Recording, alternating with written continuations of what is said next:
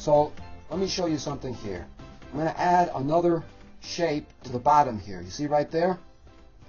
And then I'm going to place that into my picture area here, but I've already done some work on it, and as you can see, it's an elephant. So this is my basic material that I'm going to be working with, to which I'm going to apply variation. And that will give me economy, and I have to place this shape into a pattern. Remember, I talked about pattern.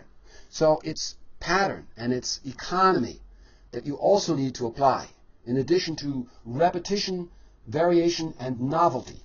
When similar things congregate together, they form groups, and therefore a pattern. Now this elephant that I have here, I could, for example, reduce its size, something like that, then repeat it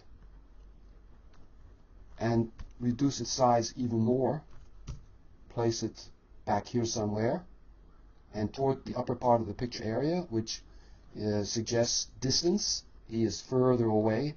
Then, let's say I enlarge the elephant to a really big size, like this, and I crop away what I don't need. I'm doing this really fast. Move him out of the way. And what I could then do is, let's say, repeat that elephant shape again. Here I have a group of elephants, and within that group there is this similarity that I talked about. All similar things congregate together. So these elephants are congregating together, and by congregating together like this, they form a group, and therefore a pattern. Patterns are found within groups where all of the various shapes and forms are similar, and therefore they form a pattern. They could, of course, also all be the same, and then you end up with repetition instead of variations within that group. In this rough example here, I'm being economical. I took one shape and then repeated it with variations in size. Now I can add additional variations. So some of these elephants could have the trunk in a different position. So the trunk could be down like this. And then also I could add, let's say, a darker value. So I'm varying the value, adding a darker value to the foreground elephant here. So I'm introducing variations in terms of value, making that elephant in the distance there lighter in value, something like this. Think of these as an object that can be varied in various ways. So instead of having all the elephants with their legs in the same position, I could vary the position of their legs. Some have the leg back, maybe like this. Others may have the leg up like this. So you have to think about what kind of variations you can add to make the picture more interesting. It is the variations that make the picture interesting. If you repeat everything exactly the same and you end up with repetition instead of variation, then your picture isn't going to be very interesting. It's going to look too monotonous. And maybe this elephant right there has his ear further back, so you can't really see that ear. His head is turned a little bit more, something like that. Now you could think of all sorts of other things that could be done to the elephants to add even more variations. But even though variations are being added, the basic identity of the shape and form is not lost, because the variations that are added are not so radical that you then lose the similarity between all of the shapes and forms, which would then result in you losing the pattern as well, because pattern is the result of similarity or sameness. If you look over here, you can see that I've added yet another shape to all of these shapes. And just by the silhouette alone, you can recognize what the object is. So this shape here is a lion, and I'm going to add the lion to my little sketch here. And there it is. It's small in size because I'm going to place him further back, make him even smaller in size. Maybe something like this.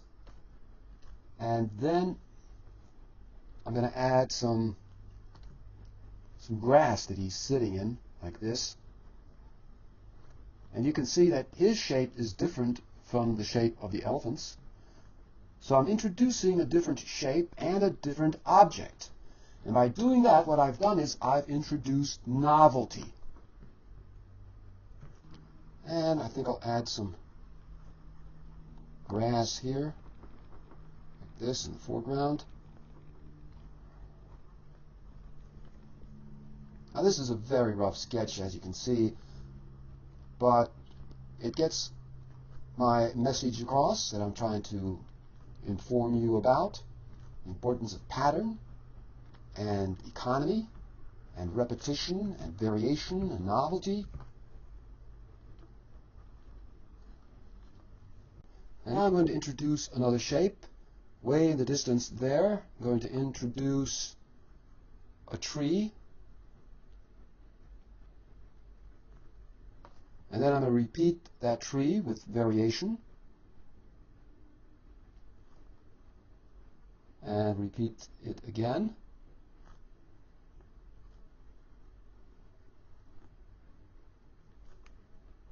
And then another tree over here. So I've introduced another shape, but I didn't add a lot of different trees. I took this tree, repeated it with variation. So I'm being economical in the use of the objects that I'm adding to my little rough sketch here. And it's very rough, as you can see, but I think you get the idea here. Don't have to do a finished drawing or painting for you to get this information. And then way in the distance there could be some hills there. I think I'll darken the foreground a little bit like this. That helps to add more depth and link the dark shapes together better like this. So another thing you need to learn about is linking. You can't go into all of the various things that you need to learn about in one video. That's not possible. You can only learn everything you need to know by taking a course. And whether you take my course or someone else's course, make sure you are taking a course that is going to be showing you the kind of things that I'm showing you in my videos, because it is exactly these things that you will find in the best paintings. The artists who produce those great paintings, they have knowledge of all of this, and they're able to put all of this into their paintings. Not everyone can do that. Some people put a few of the many things that you need to put into a painting to make it really great. Others can put a lot more into their paintings, and the picture then becomes even better. What you're really doing is you're painting and drawing your knowledge. The more knowledge you have, and the more of that knowledge that you're able to apply to your pictures, the better those pictures are going to be. It's as simple as that. Now, I know that proportions are off, perspective is off, because I'm not interested here in making an accurate painting. I'm interested in talking about the things that I've been talking about: pattern, economy, repetition, variation, novelty, and so on. Now, when you look at the trees back here, you can see that I've grouped them. So here again, there is pattern because they are similar, and I could vary them even more, but I'm not going to spend any more time on this. So you see a group back here that is different from this group. And so I have basically two groups of different shapes. I don't have 5, 6, 7, 8, 9, 10 different kinds of shapes, like here, for example, if I added all these different shapes here to this picture, I would end up with a cluttered looking picture. There wouldn't be any economy of shape. There wouldn't be any grouping. There wouldn't be any pattern. There would just be a bunch of shapes all over the place, like you see in beginners' work. I think I'm going to bring back that rough sketch that I did, which is a copy of a painting by the great illustrator Fred Ludekens, and you might want to check him out on Google. Type in Fred Ludekens, illustrator, and you'll see his great illustrations, and you might come across this painting that he did. Now here you can see these groups of shapes forming a pattern that I pointed out to you earlier, and here's another group of shapes and forms forming a pattern as well as this one here. And that's what I have here, as I just mentioned. There's a group of shapes here and a group of shapes here forming patterns. This is what you have to try to get into your work. This kind of grouping, similarity, patterns, novelty. The lion here is a novelty that I introduced. There's no other shape or object like this, and therefore he becomes a novelty within this rough sketch. Think of these and all the other things that I mentioned in terms of ideas. And an experienced painter will select and develop a limited number of basic ideas like I've been showing you, which he can then use in his picture as compositional building blocks. That's what they are, building blocks. For your painting to be the best it can be, it must embody this economy that I've been talking about, and this grouping and pattern and similarity and repetition and variation and novelty and all of those things. And you must present these ideas, as I refer to them, as economically as you can. Because the fewer ideas you present, and the more often, and the more strongly they are presented, the more effective will be your painting. If you ever hope to paint really good or even great pictures, then you must try to get this economy into your pictures that I've been talking about. And not only in the variety of shapes, as I've shown you, but also in the handling of every other element of design. I can't show you all of the elements of design and how you use them in an economical way in one video. That's why you need to take an entire course. You can't become a really good artist by watching one video. It's only through acquiring the vast amount of knowledge that you're going to need and be able to put into your pictures that your pictures are really going to become great. And that's what happened with Bernie Fuchs, with Albert Thorne, with Fred Ludekens, with Bob Peak, all of those great illustrators. They all acquired this vast amount of knowledge of what makes a really great picture. And they were able to get that knowledge into their work. And that is the major reason, as far as I'm concerned, why their work is so great. When you look at mediocre paintings, and you have knowledge of what makes great art, then you can see that there is quite a bit of knowledge missing. It's not there, and that's why their paintings are not so great. Knowledge makes all the difference. Knowledge of the fundamentals and knowledge of all of the other things involved in what makes a really great painting. All of the great paintings that you admire, all the great artists that you admire, they all have this vast amount of knowledge of what makes a great painting, and they're able to put it into their paintings. Not everyone can put all of their knowledge into a painting. Some can put a few things in, others can put a lot more in, and then there are those individuals that can put it all in, and their work becomes really great.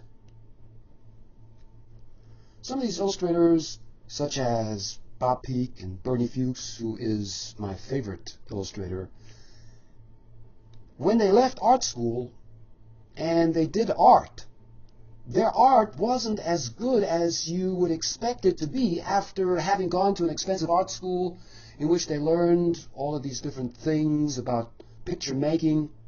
Well, apparently they didn't learn enough.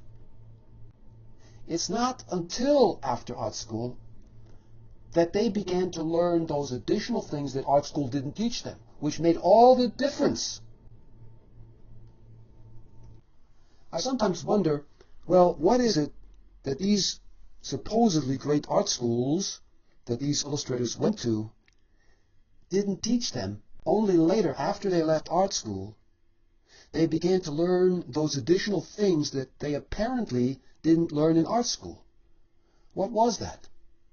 I remember the great Ben Stahl, who was one of the guiding faculty members of the famous artist school where I also worked, and he said that the art schools, they didn't teach certain things, like, for example, rhythm. And also with composition, they didn't really take that too seriously. They didn't focus on it enough. He was one of the great teachers also, not just a great illustrator. Rhythm is one of the most important things that you could ever learn that will improve your work immensely once you understand it and know how to apply it to your work. So you see, just because you go to an expensive, famous art school, that doesn't mean you're going to learn everything you need to know to produce really great work. I should also mention that illustrators like Bernie Fuchs and Bob Peak, soon after they left art school, their work quickly got better and better and better. So what made that big difference? Well, it was knowledge. They were acquiring more and more knowledge of the kind that they apparently didn't get in art school that made all the difference.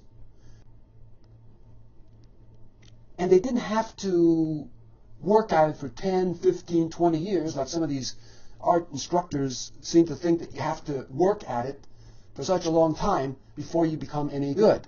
I don't think that's the case at all.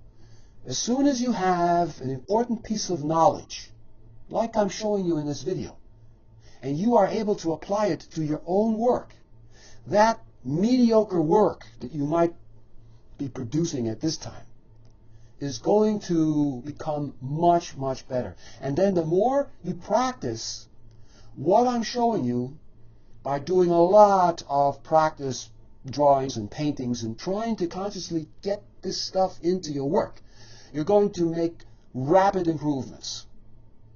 And then you also have to pull in that other knowledge that you've gained from my other videos. It all needs to come together. And when it does, and you're applying it to your work, you're going to see dramatic improvement in your work. And you don't have to wait 10, 15, or 20 years for it to occur. Because once you have the right knowledge and you're able to apply it, you will see tremendous improvement in your work. If your goal is to become a really good or even great artist, then you have to realize that it's going to take a lot of hard work on your part.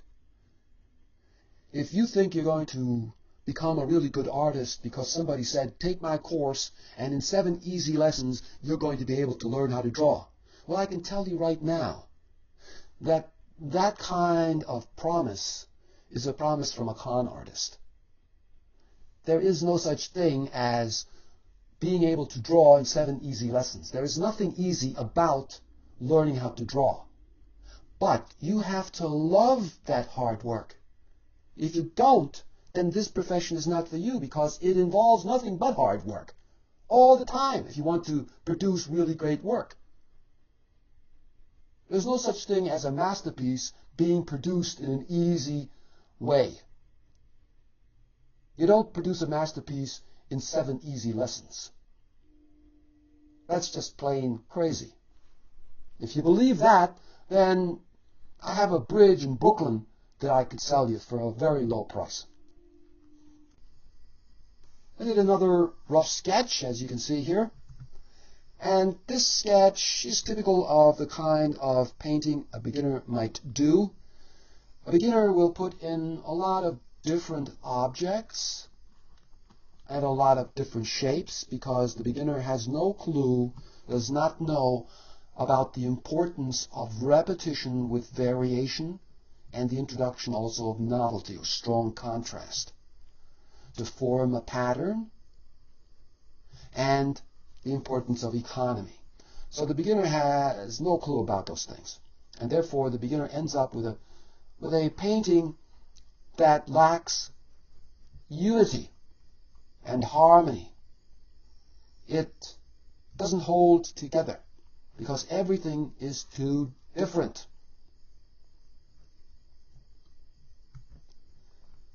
This rough sketch has too much novelty, which results in too much variety. When you have too much variety, you don't get unity. There needs to be repetition or dominance through which unity is achieved. But when you have every object and every shape different, you don't have repetition and you don't have variation. What you have is too much novelty because everything's too different. Painting must have variety, but it must be variety within unity. In this video, I've given you a kind of roadmap to follow that will lead to really great paintings and drawings if you are able to get these things into your work. Now, you might be asking yourself, well, how can I get these things into my work? The only way it's going to happen is not by passively watching this video and not actually doing practice work in which you consciously try to get these things into your work that I've been talking about and showing you in this video. If you don't actually make an effort and work hard at trying to get these things into your work, then you're going to remain at that beginner level if that's where you are at now. And your work will never improve. I can guarantee you that. Because the things that I've been showing you here are the very things that you will find in the greatest paintings. And it is one of the chief reasons why those paintings are great. There are, of course, many other things involved as well, but this is a major reason why a painting becomes great. Becoming a really good or great artist is very hard. But you have to choose that hard way. Because any other way will not lead to you becoming that great artist that you might be dreaming of becoming someday. It's only by taking that hard road that leads to that goal.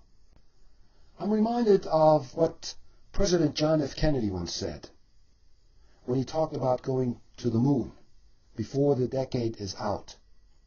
He said, we choose to go to the moon not because it's easy, but because it's hard. And choosing that hard road led to man walking on the moon.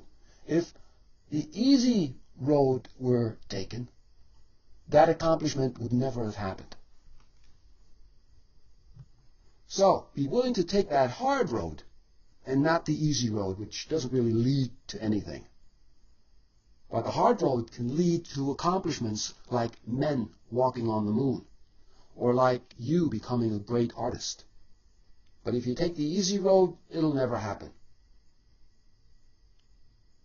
Now, the hard road involves you making a tremendous conscious effort in trying to apply these things that you've been learning through my videos to a lot of practice work. You're going to have to do a lot of that stuff. You can't just sit there and watch a video and not put forth that tremendous effort to try to get these things into your work. If you don't put forth that effort, it's never going to happen. But if you're willing to travel that hard road and do the work, I can tell you that it is well worth the effort.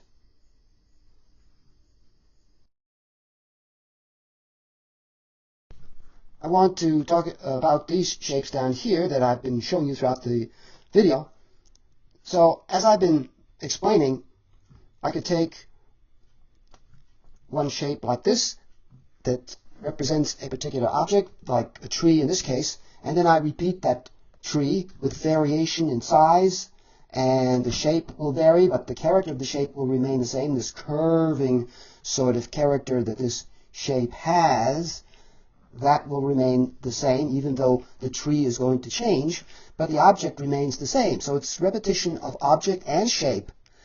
And what I want to also talk about is that you can repeat the shape but vary the object. So in a painting or in a drawing, you're going to have different objects. They're not all going to be made up of trees like this or sailboats like this, that you can repeat with variation of size and shape and other variations such as different values and colors like I've shown you. Or like this lion shape here that can be repeated, different lions, different sizes. The character of the shape remains the same so that you can recognize that it's a lion, but the shape is varied in size and width, in what is within the shape, the color, the value, and so forth. But since you're also going to be doing paintings that have different objects, those different objects or disparate objects, objects that are unlike each other, need to relate to each other. And you can do that through similarity of shape. Even though the object is different, the shape remains basically the same. That is, it has the same basic character to it. And I have another video in which I devote the entire video to this idea of having different objects within your painting, but yet they all relate to each other because they all have the same or similar kind of shape to them. That's what relates them. So this repetition of the same kind of shape, but within different objects, objects that are unlike each other, such as, for example, here, the tree and the sailboat and the lion here, they're all different objects. Now, it's easy to create unity by just repeating the same object and the same shape, like I've been showing you, and thereby you also create an economy of shape and an economy of object, because you don't have a lot of different objects. You have one or two objects that you repeat with variations, as I've shown you, and this helps to create a strong unified composition. But you're also going to have paintings in which there are many different objects, as I've explained, that you need to relate so that even though the objects are different, there's still going to be a unity because they all share the same or very similar shape. That's what unifies them in terms of shape. I'm going to do a quick rough sketch here to make this even more clear to you so that you can see what it actually looks like. And let's say you're going to do a painting in which there are several dissimilar or disparate objects, objects that are different, that don't really go together, don't belong together, like trees, for example, having a lot of trees, or a lot of sailboats. They all go together because they're all sailboats, or the trees, they all go together because they're all trees. However, let's say you have a mountain, and I'm going to just quickly indicate that over here. So here's a mountain. Then let's say there's a spaceship. So just a quick sketch here that represents a spaceship. Then let's say there's a figure also that you want to put into your drawing or painting. Then there are clouds. Then I think that's about it. So I have 4 different elements here. They're all dissimilar. They're not the same. They don't go together. They don't harmonize. They don't form a unified whole. because the shapes are all different, the objects are all different. In this case here, the shapes are the same and the objects are the same. But in this case, the shapes are all different and the objects are all different, but you need to relate them. And I'm going to start sketching in the, let's say the mountain here real quick. And then in the foreground, there's this ground area here. Then on the mountain, I'm going to have some buildings. So in addition to what I indicated here, I'm going to add some buildings. So right here, let's say this represents a building. So now I have 5 different elements, 5 different objects, dissimilar objects that need to be related one to the other to form a unified and harmonious whole so that the whole painting or drawing holds together and doesn't fly apart, which it would if you don't relate all of these dissimilar objects one to the other. When you repeat a tree like this or a sailboat like that, then these shapes, because they're similar, because the objects are the same, they all automatically relate to each other, one to the other, because they're not dissimilar, they're not disparate objects and shapes. So when you use that approach, in which you take one particular object and you repeat it like I've shown you, and you repeat that with variations of size and value and color, but you keep the shape the same or similar, then you're automatically relating these objects one to the other, and you're automatically forming harmonious and unified wholes when you do that. But when you apply different objects like I have here, that's different. Then you need to figure out how you can relate one object to the other. So I'm starting to do that here. And then over here, I'm going to add spaceship. I'm going to just rough this in, as you can see here. And then I'm going to jump ahead and show you a more finished version of this rough sketch. And I'm going to add color also. So let's say over here on this mountain, there are also some buildings here.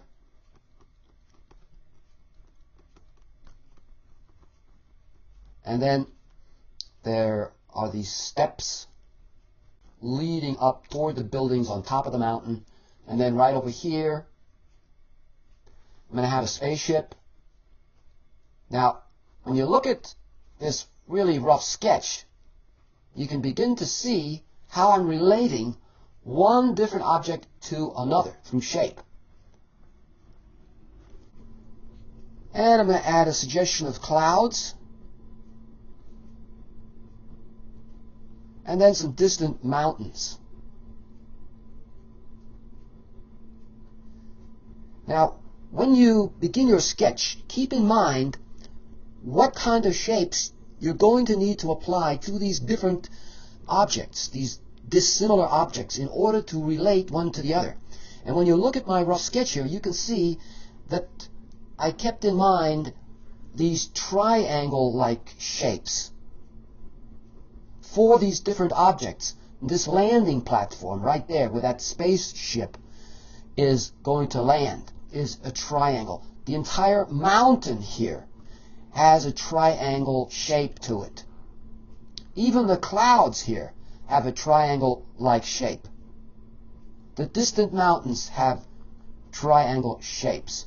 The buildings up here have triangle shapes to them. And this little spaceship, of course, has triangle shapes. Even the foreground right there is a triangle shape. So even though all of these objects are different objects, they don't really go together, they nevertheless relate to each other because they all have that similar triangle-like shape to them. So what I'm going to do now is I'm going to jump ahead and show you what the finished rough color sketch looks like that I did. And here it is. Just as I showed you in that rough sketch, there are these triangle-like shapes all over the place. And I added a little figure here. And that figure, too, has a triangle-like shape to it. And then, of course, as I pointed out to you, the spaceship, the landing platform, the distant mountains, they all have that triangle-like shape. And the cloud over here has a triangle shape. The small cloud has a triangle-like shape. So those triangle shapes are all over the place, repeated with variation of size and shape. Even though they're triangles, they don't look exactly the same. And this variation helps to add interest and create harmony, and the repetition of the same kind of shape also creates unity, which helps to hold the entire composition together. So I don't have a bunch of different shapes here. I have one kind of shape that is repeated again and again with variation. Very important that you add variation. Just like I added variation over here with these two trees. One tree is larger than the other. That's variation of size. And that's what I added to my rough color sketch here. Variation of size. And the buildings up here have a triangle shape to them. Like that. So the triangles are all over the place. With a big triangle here, then the smaller triangle there, smaller triangle here, a larger one there, a really big one there for the mountain. So, as you can see, this variation of sizes of these triangle shapes adds a lot of interest to the painting. So it's very important that you create this difference in the sizes where you have a big dominant shape like that, and then you add smaller shapes that contrast sharply in size with the big shape. And then you need medium-sized shapes, like this foreground shape here. And all of these different sizes will add a lot of interest to your drawing or painting. So it's very important that you apply this variation of sizes, of shapes. Novelty, as I've explained, is also important to add contrast to the repetition of the same kind of object or shape or dissimilar objects that you repeat but with the same kind of shape. So to introduce novelty means to add some kind of contrasting shape when I'm talking about shapes. Now, there are, of course, the other elements of design that are also repeated, such as texture, line, value, and color, and to which you can also add novelty, some kind of contrasting color, for example, or contrasting texture. But in this case here, since there are all these triangle shapes, I can add some relief to all of these triangle shapes by adding a novel shape, a novelty, a contrasting shape, in other words, such as, for example, maybe some kind of bubble like this, that this figure here is enclosed in. And by doing that, what I've done, I've introduced a different kind of shape, which is a circle shape. And I'll add a specular highlight right there. So this could maybe be some kind of wizard that has the power to create a protective bubble around himself because he has encountered this spaceship that he's never seen before, some kind of alien object that this wizard has encountered, and he is frightened.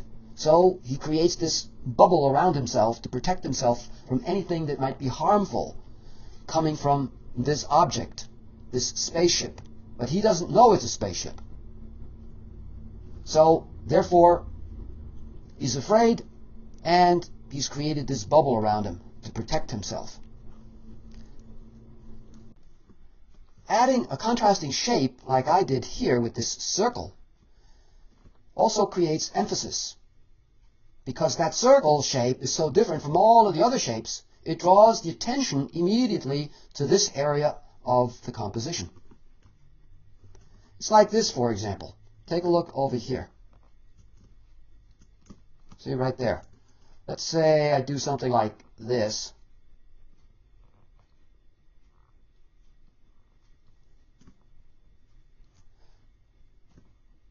Now, you see all of these triangle shapes all over the place, just like what I did with my rough color sketch up here.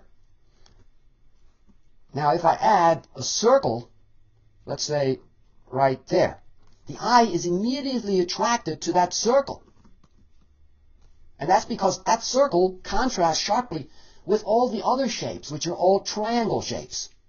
And because that one shape is so different from all the others, it attracts immediate attention. So this is an excellent way to create emphasis in your compositions by adding this kind of contrasting shape. When you thoroughly understand what I've been showing you in this video, in this entire video, and you're able to apply these things, you're going to be able to create powerful compositions and attract attention to your work and get people to feel something about what you have drawn or painted. You've created a mood. You've established a harmony, a unity, and that makes for a powerful composition, resulting in a powerful painting or drawing. I'll give you another example. This one's going to be really rough. So let's say I have this vase here, and it has these handles sitting on a tabletop, and then over here, just roughly going to sketch in this figure here.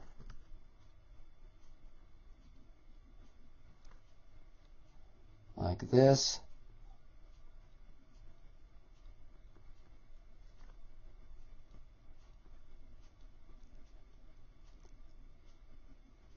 Doing this really rough, really quick.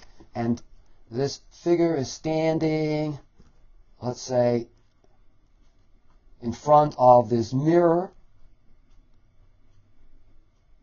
Here are the legs of the mirror. Now, as you can see, each of these is a different object.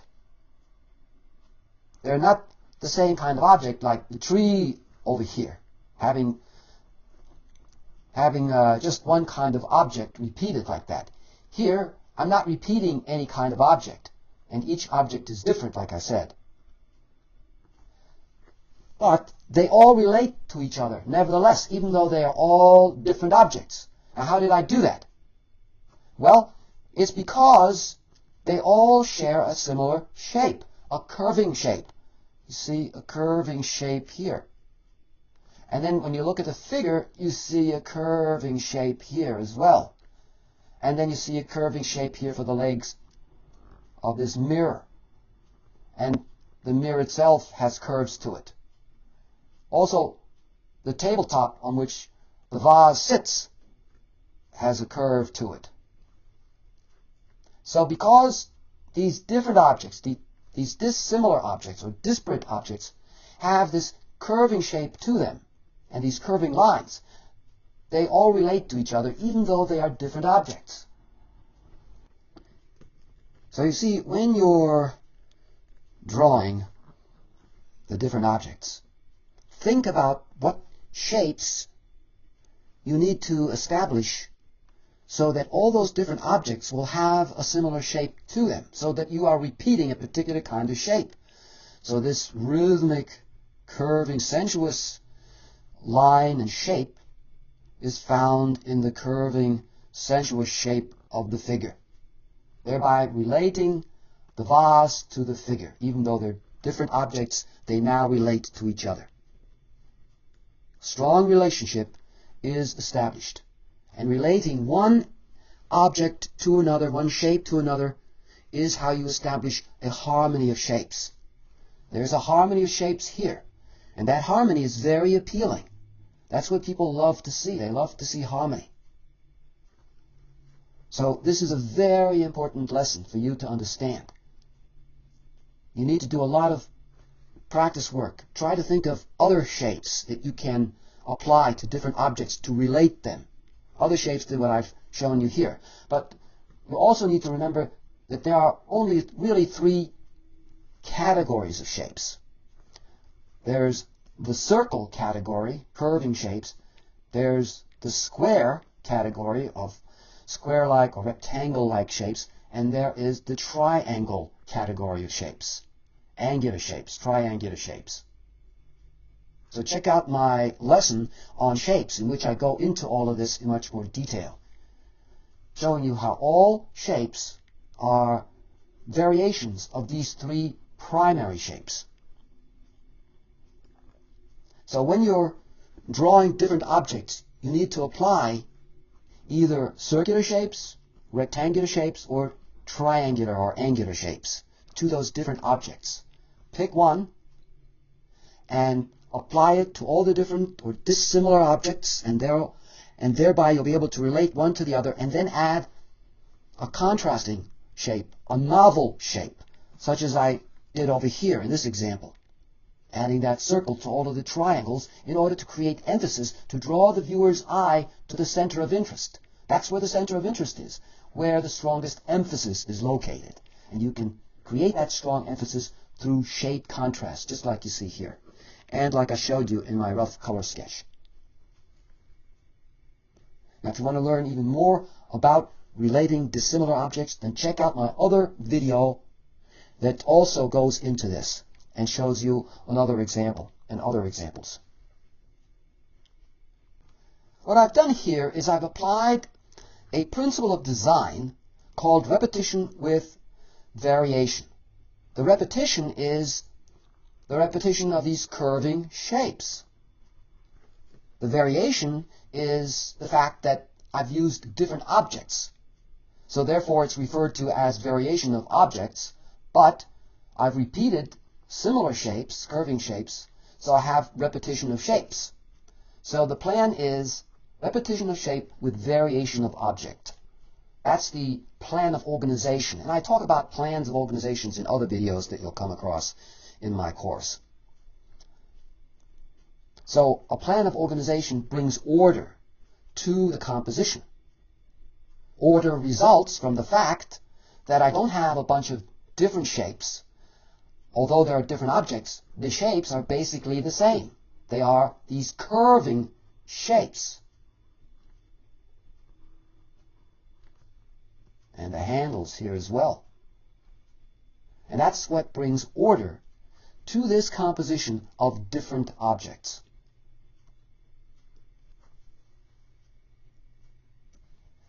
What you also find in this rough sketch is an economy of shapes. Why is there an economy of shapes? Well, because I've only used one kind of shape, which is this curving shape that I've repeated, as I said, throughout the composition. So I'm not introducing a lot of other different shapes. I have a repetition of this curving shape, and therefore there is an economy of shapes.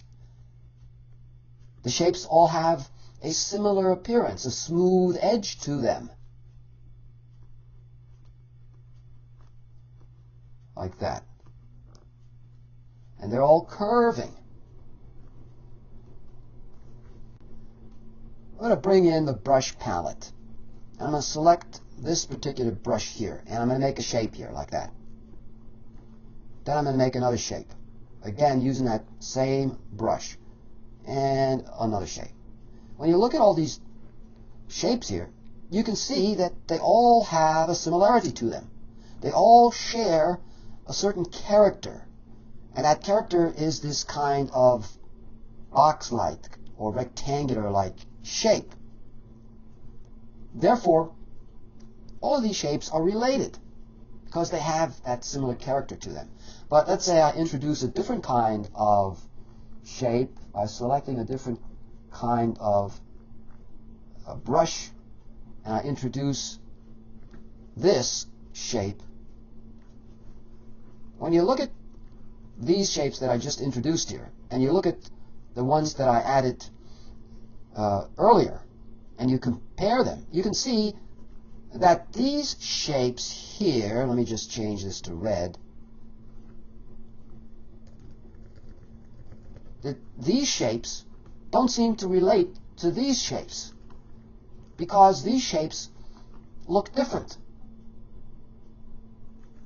they're too different to be similar to these shapes. Therefore, what I have here is not one kind of shape that's been repeated, but now I have two different kinds of shapes that are repeated. This shape has these irregular contours to them. See that ragged edge? But these shapes here, they don't have that ragged edge. They have a smooth edge to them. So therefore, these shapes look different from these shapes. The two sets of shapes here do not relate to each other. They're different. So therefore, if I want greater unity of shape, I have to eliminate some of these shapes that don't belong with the other shapes.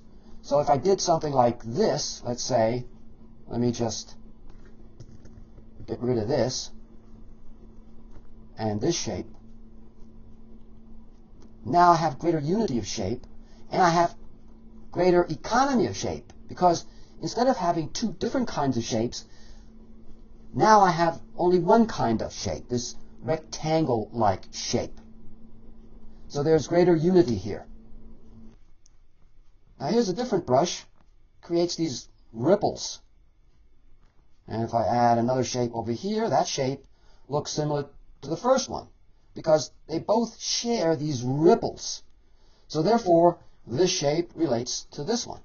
But let's say I add a different kind of shape. This one here. Let me get a different brush. Change the value on it.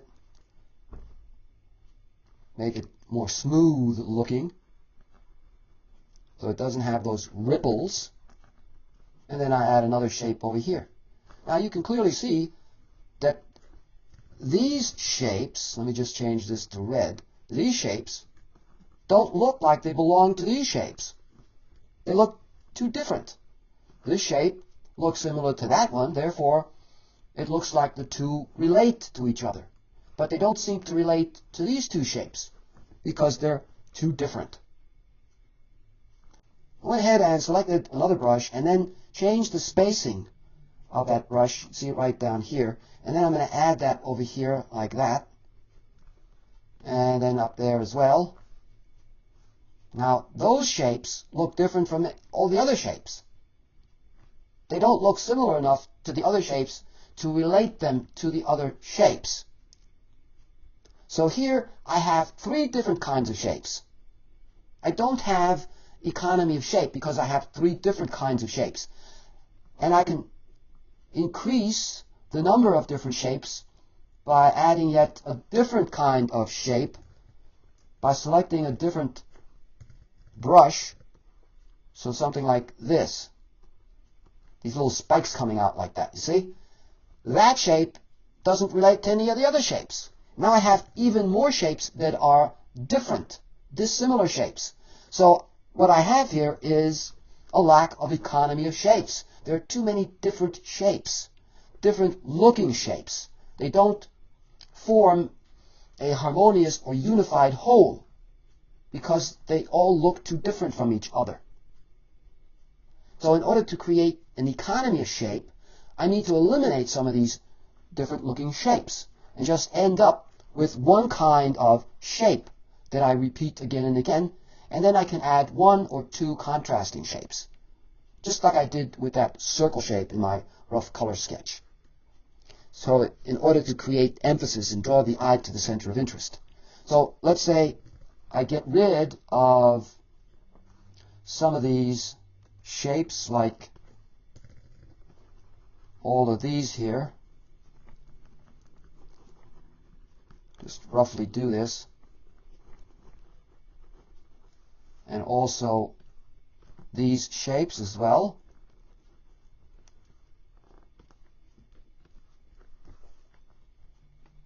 And what I can then do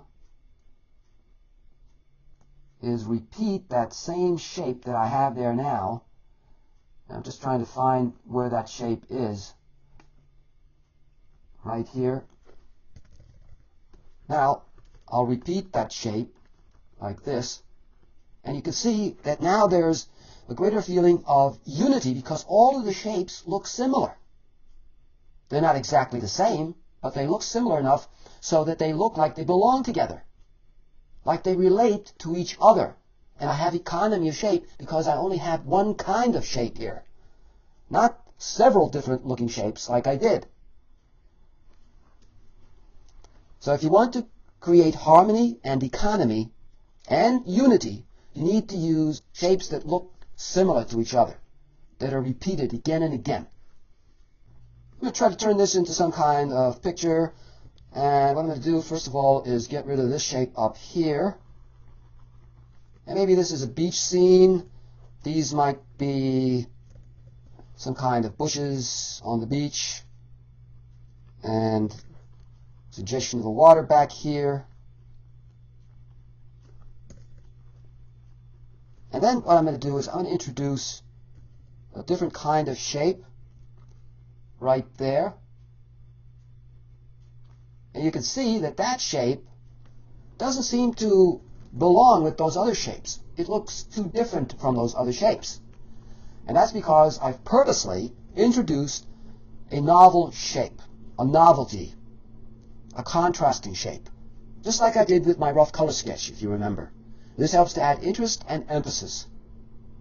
But the shape is so different from the other shapes, it doesn't really relate to those other shapes in terms of shape, but it does relate to them in terms of its value.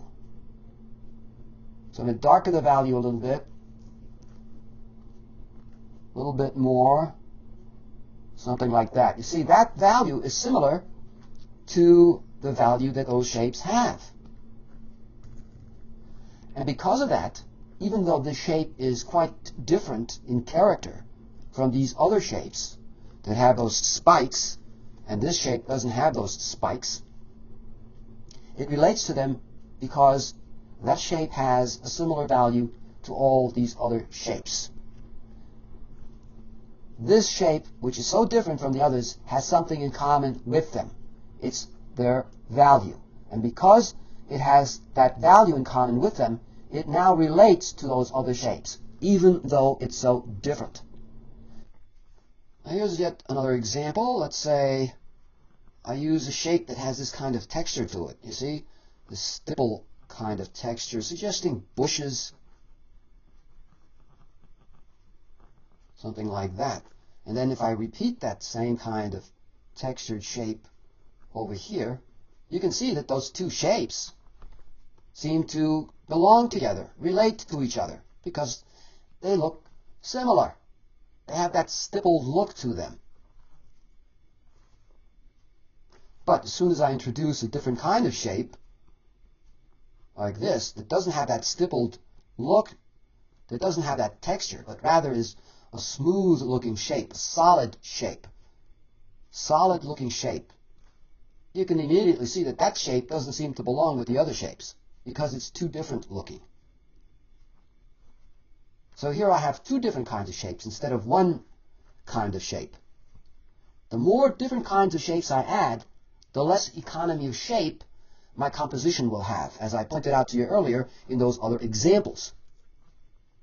The idea is to end up with an economy of shapes, not so many different looking shapes that you lose the feeling of unity and harmony. Now let's try yet a different kind of shape. See, that shape has a kind of blockiness to it, a kind of bumpiness at the edge. And if I repeat that shape, that other shape also has that same kind of look, and therefore they relate to each other. They may be different objects, completely different objects, but because they have that same kind of shape, that same look to them, they then relate to each other.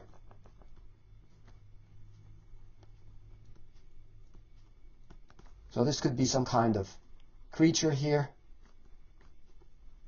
and another creature over there. The two creatures relate to each other. But then I might have, let's say,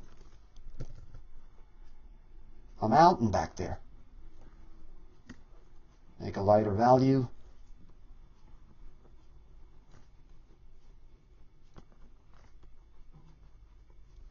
And let me just change that. I'm doing this in real time, as you can see, really quick.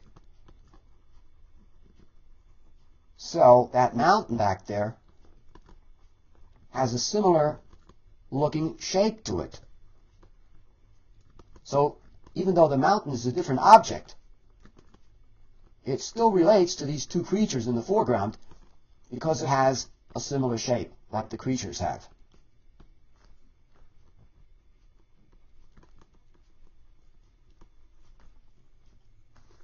So you can see that all of these shapes seem to look similar, and thereby, because of that, they relate to each other. There's an economy of shape because I'm using the same sort of blocky, bumpy kind of shape throughout. But as soon as I introduce a different kind of shape, something like this maybe, that shape looks different because it doesn't have that bumpiness at the edge. The edge is too smooth. Or if I introduce this kind of shape here, that shape looks different from the other shapes, again because it has a smooth edge. It's not bumpy like those other shapes are. So it doesn't seem to belong with those shapes. It's a different shape. So a different shape, as I mentioned, can be used to create emphasis. So I could maybe add a circle shape back there like that, and maybe that is some kind of spacecraft that has landed there.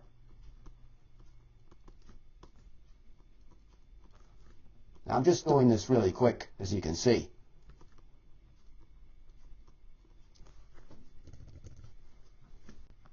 So there's an economy of shapes here. I'm only using basically two different kinds of shapes. These bumpy shapes and then the circle shape back here that doesn't have that kind of bumpiness to it. Using fewer shapes results in economy of shapes. The best paintings are the ones that have economy of shape, that don't have a lot of different looking shapes, shapes that don't seem to relate to each other.